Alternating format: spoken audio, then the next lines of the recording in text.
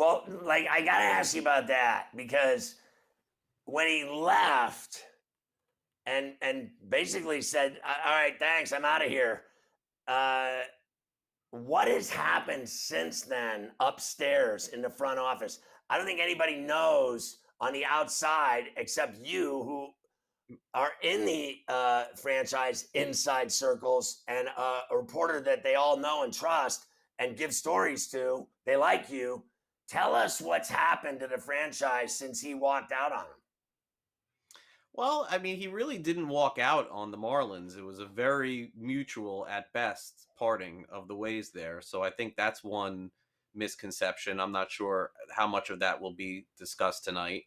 So this was by no means a 70-30, Jeter wanting to leave and the Marlins saying no. I mean, this is at best Really? a 50-50, and I would say maybe even leaning toward the other way too.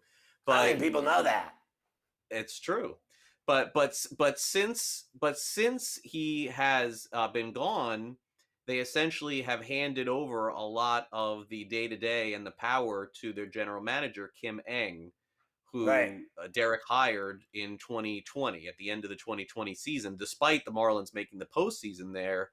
And it seems like there was like a pretty big fork in the road at that point, because a lot of the focus at the time, Scott, was on Kim being the first woman to be a general manager, first Asian American woman to be in a general manager. It was a phenomenal hire for the world.